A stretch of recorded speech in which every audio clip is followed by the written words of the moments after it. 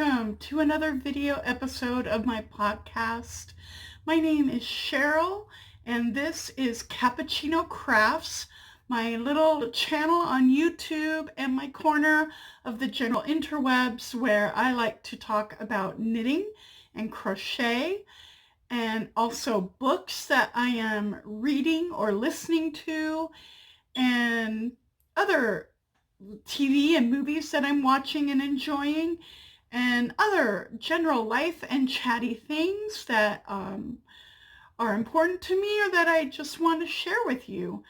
So thank you so much for watching this video and choosing to spend a little bit of your time with me. I hope that you enjoy it.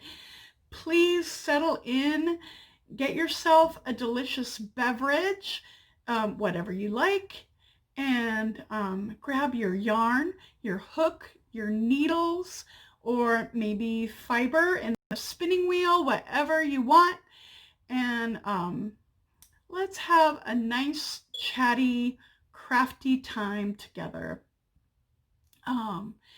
Yeah, it's another beautiful Monday. The sky is blue with a few little white clouds, but it's sunny, it's warm, it's a very pretty day today, and oh, there's a beautiful bird on top of the tree I can see out my window. I wish I could show it to you. I just saw it. Oh, what a pretty bird. And it's not one of the birds that I see a lot. I see a lot of either crows or ravens. I'm not sure which they are. But there's a lot of those, and that's what I see mostly. But, oh, that's a cute little bird. Anyway, sorry. Sorry for the distraction. Anyway, yeah. If you have been watching some of my recent videos, you may have noticed my hair is shorter, and that is because I cut my own hair. Yes, I am sporting the very trendy right now. I cut my own hair in lockdown look. I'm not mad at it. I think it went okay. And I did actually, when I went to the grocery store, I did get some styling gel for curl definition. Anyway, so yeah, I actually put a little product in my hair. Who am I? I haven't done that in years, a good few years. Anyway, yeah, so that's that. I'm getting all dolled up for you. Anyway, but yeah, it was just getting so long, and I just felt tired and heavy of it, especially in the back, how long it got, and it feels refreshing to have it shorter again and get some of that extra length that felt like it was dragging me down gone. So yeah, it turned out okay. And anyway, so also I forgot to mention something last week that was kind of a special thing that definitely brought some cheer and love into my week. A good online friend, we've never met in person. She lives on the other side of the United States, so we've never met in real life, but we've been online friends for quite a while. She used to make YouTube videos about knitting and books. Yeah, that's how I found her, but she sent me a very sweet package with a few things, and there will be a photo of that. I'm not gonna just lift them up and show you here in the video, just because I'll just show them to you when I use them. And then, but I really wanted to show you, she doesn't really have a lot of time for knitting right now because other things are taking priority, but she is doing a lot of paper crafts for making memory books and cards and things for her family.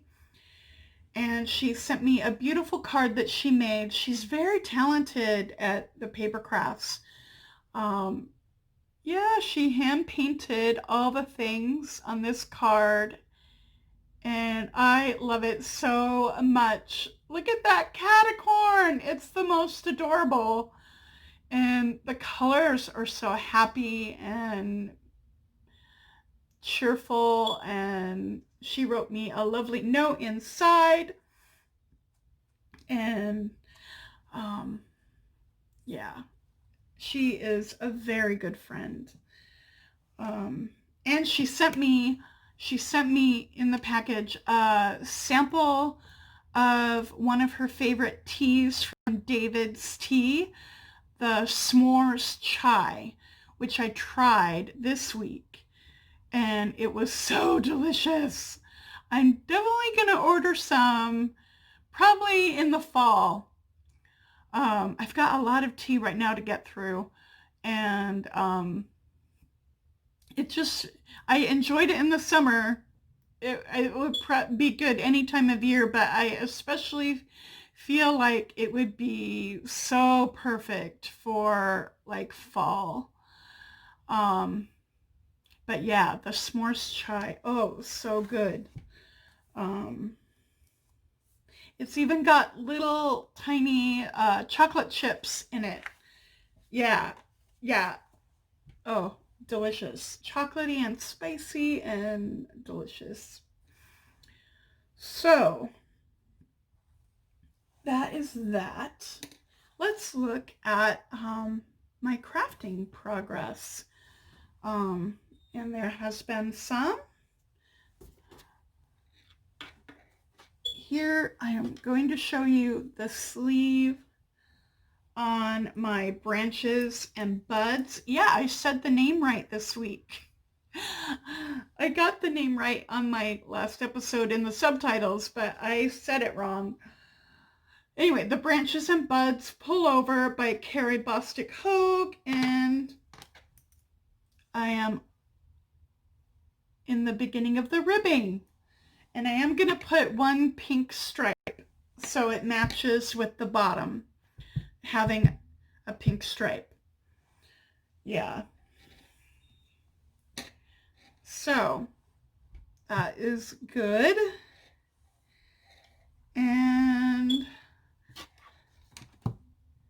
I will show you the Streamline tank. Here we go. I've started the decreases to start the armhole.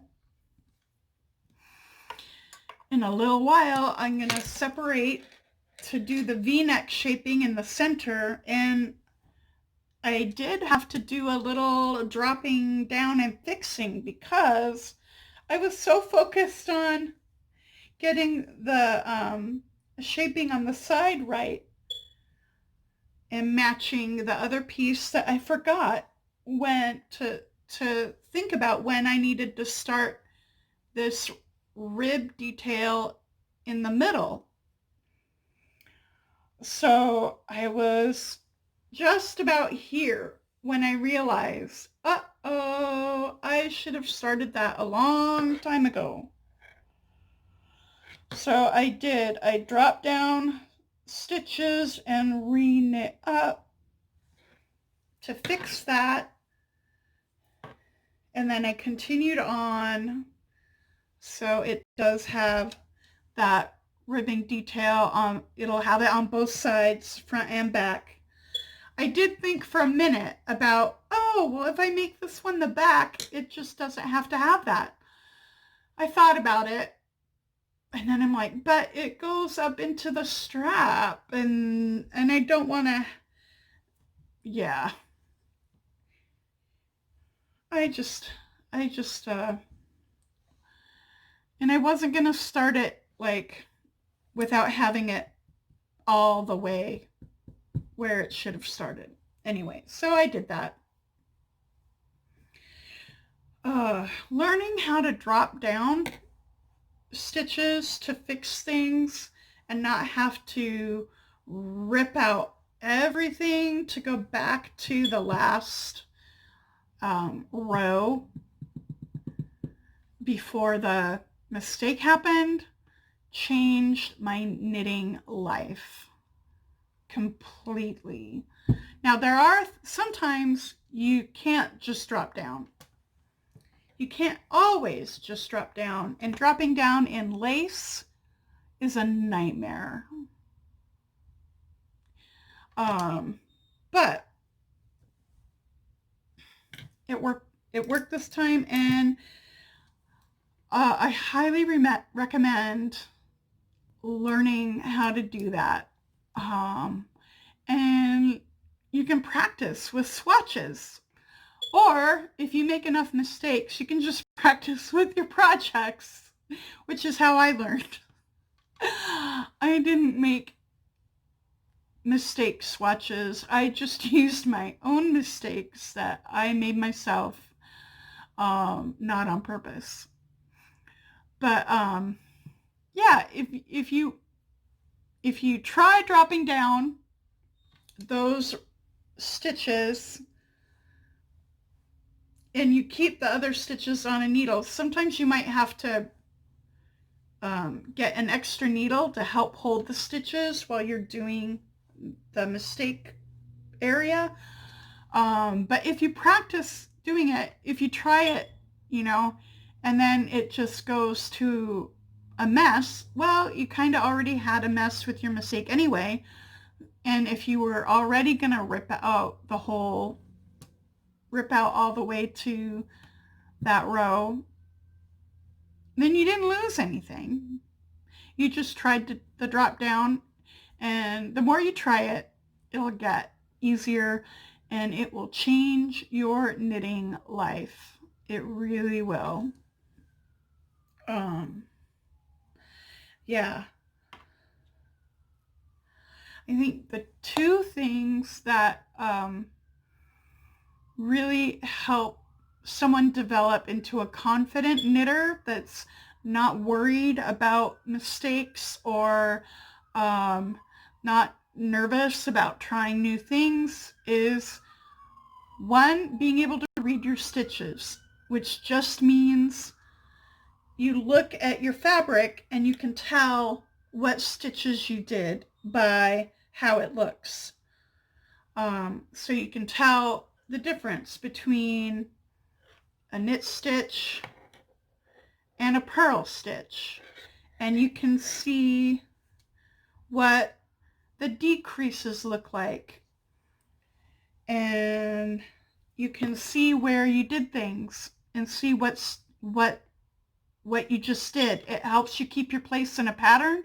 If you put your project down and then you're picking it up, you can read where you are and see what you just were doing, and then you can, now depending on how complicated the pattern is, some patterns are, even when you can read your stitches really well, some patterns are still hard to find your place in because they're just that complicated.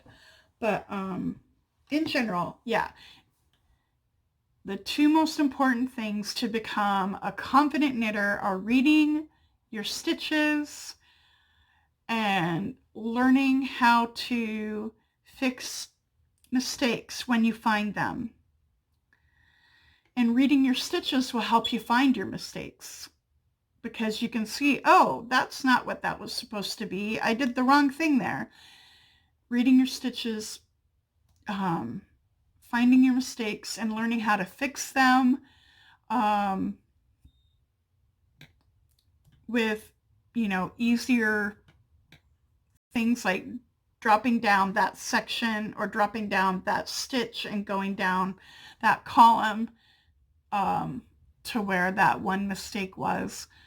Or if it's in a group of stitches, just dropping down that group makes fixing mistakes so much better. And then you're not worried. And then, yeah, sometimes I try dropping down and sometimes I don't do great and I end up having to rip out anyway. But that's okay. That's okay. You learn from fixing your mistakes. You learn a lot about how your stitches work, and you get better and better at it the more you practice. So, yeah.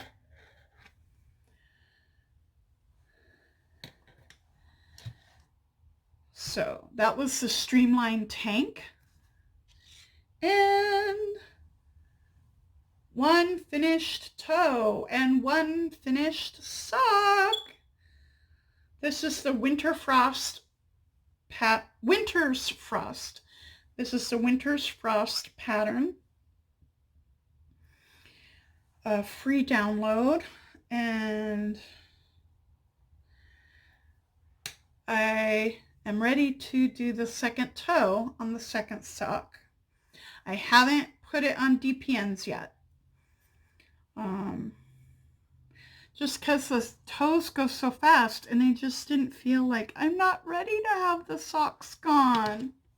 I'm not ready to say goodbye to them.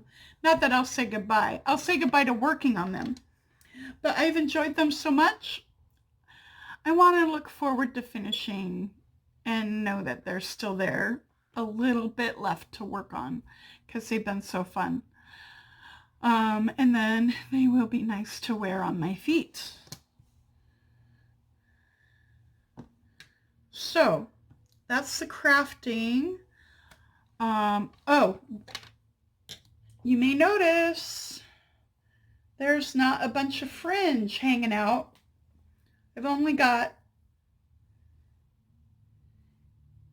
these two ends not woven in on the side. The rest have been woven in.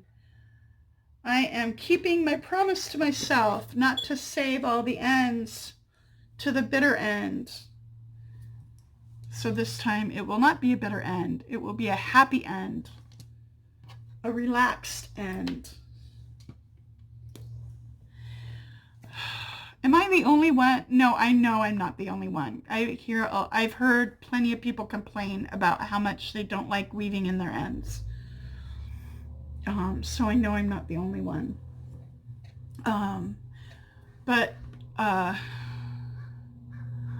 Do you save all your ends for the finish, or do you, if there's a lot of ends, like with stripes or color work,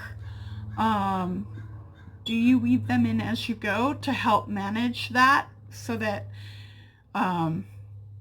you don't just end up with so many ends to weave in and then you're like, ah, no.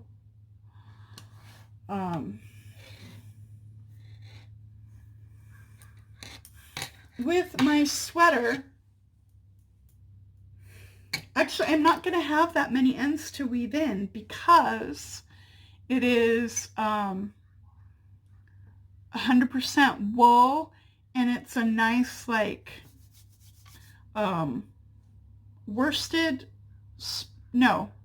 spun, which means all the fibers are like, they're not combed all going the same direction.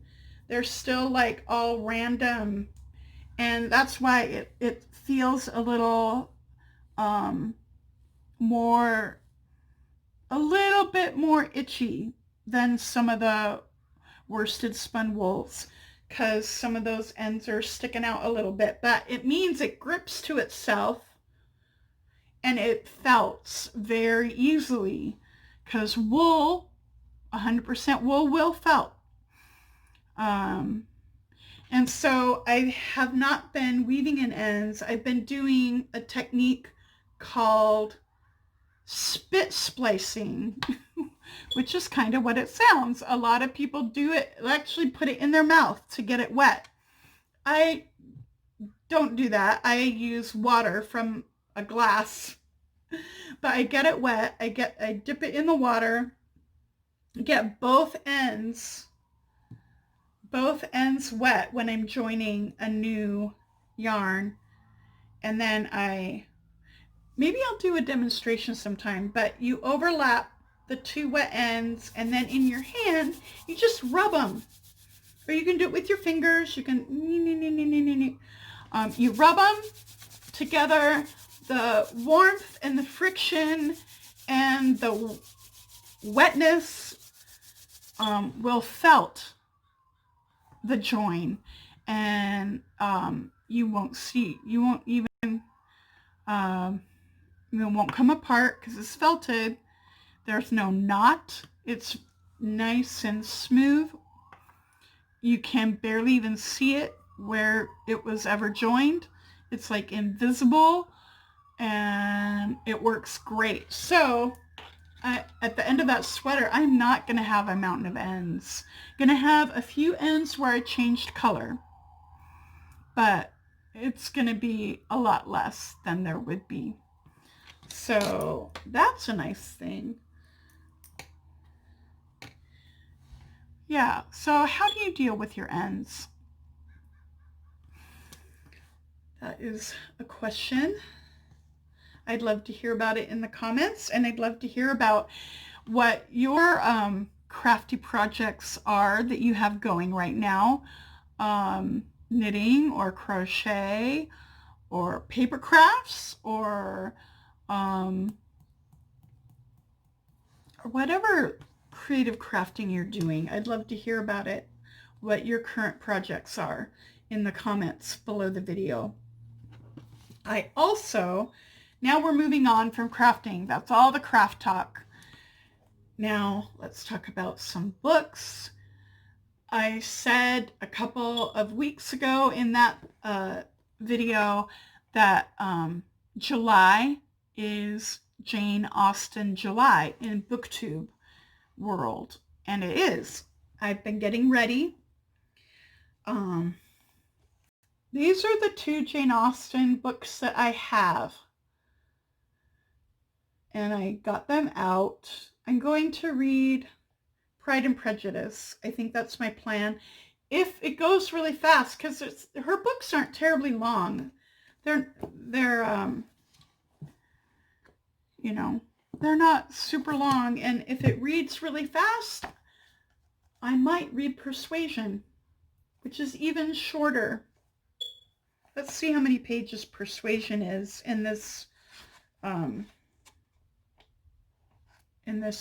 It's less than 200. It's 187 pages. So we'll see if I get through both of them or just one. But July will begin tomorrow. This is the last video I will make in June. So I am ready for that. I've also been looking at what adaptations, what movie or miniseries adaptations are available right now to watch in July. And there is my very favorite Pride and Prejudice is on Hulu right now. And I do want to watch that. It's been years since I've watched that. That's the BBC mini with Colin Firth and as Darcy and Jennifer L as Elizabeth Bennet. So I'm gonna watch that. I saw Mansfield Park, which I have never watched any adaptation of Mansfield Park, and I've never read the novel. So that would be a completely new story to me. So I'm thinking about maybe watching that. But then I'm also thinking, well, maybe I'd rather do it the other way around for a new Jane Austen story that I haven't experienced yet. I might rather read it first before watching. Anyway, Also available is, I'm thinking about if I want to rent the Emma, the 2020 Emma. We'll see how much they're renting it for.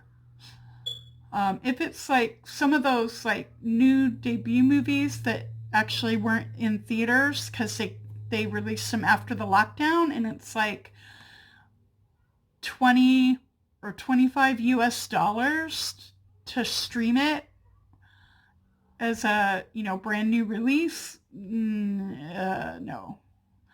But Emma came out earlier, so the rental for that might not be too much. Anyway, I'm thinking about watching the 2020 Emma. Maybe. I have not chosen a retelling or a modern adaptation novel yet. Yeah, I don't think I'm going to be able to read Charlotte. I don't want to, it's not available at my library.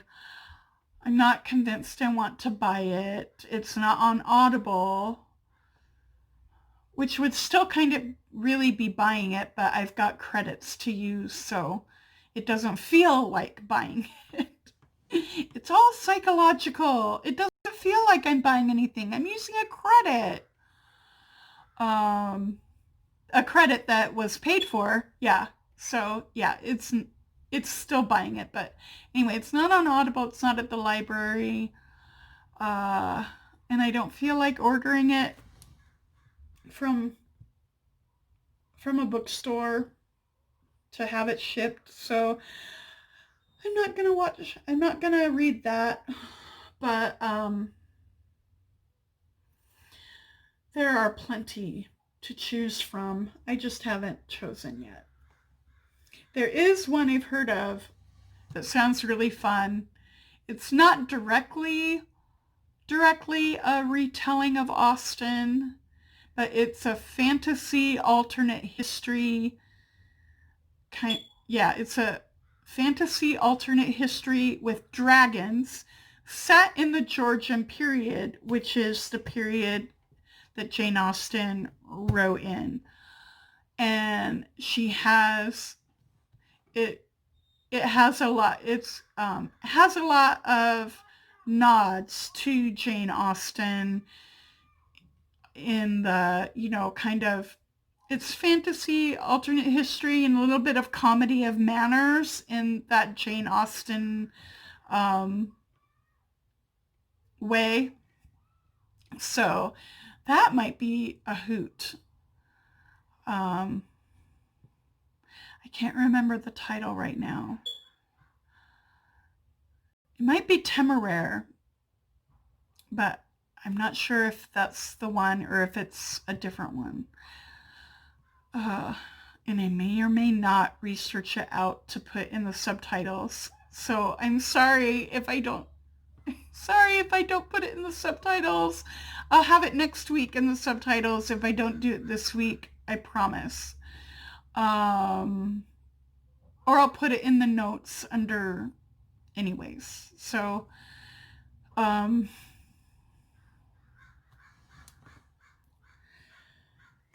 so, I wanted to show you the bookmark that I'm going to use when I read Jane Austen. It's one of the fan bookmarks that I made recently. And I think it looks really nice with the cover. Doesn't that look pretty? I think it's a good match. So that will be my bookmark that I use while reading Jane Austen in July. And for TV or movies, I have caught up with Snowpiercer So I have watched yesterday an episode came out and I didn't watch it. I wanted to save it. So during the week, I caught up with all the episodes that were available of Snowpiercer. And then I'm like, oh, when's the next one gonna air? And it came out yesterday. Haven't watched the new one yet, but I still really like Snowpiercer. Yeah, I think it's a really good adaptation. I like the storytelling. I like the acting. I like the production values. Yeah, it's good. It's really good.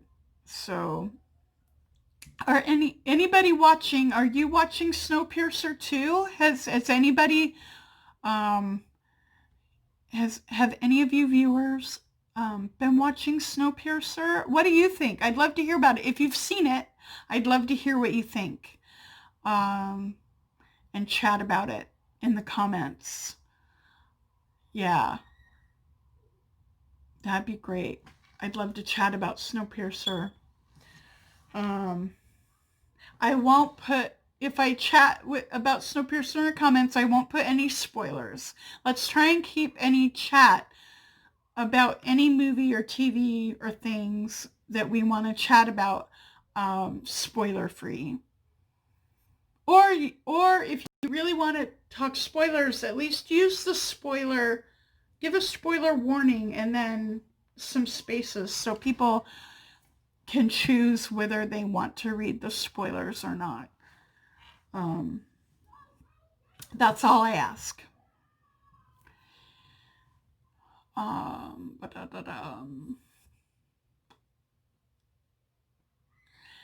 I also am continuing to read Who Do You Serve? Who Do You Protect? A collection of essays about police brutality against African American people in the United States, and looking at different departments and different stories and different it's really good. I highly recommend it.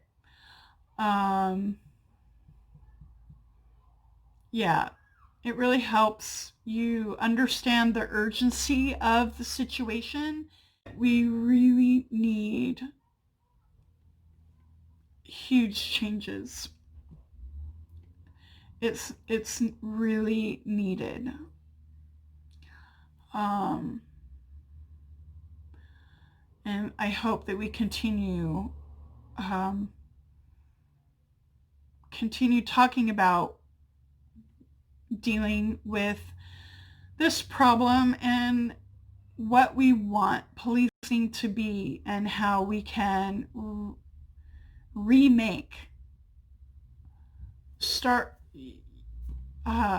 how we can remake the system, because it's not working, clearly. And what it should be, and how the role of police, what the proper role of police should be. Yeah. And accountability. What is a way of having them independently accountable for their actions when things are wrong? Because that's not happening. Nobody's holding them accountable. So, yeah. I think we've come to the end. And I hope that you are doing well. I hope that your crafting and creative projects are going well for you. I hope that you and your family, loved ones are well and safe wherever you are, and take care, and see you next time. Bye bye.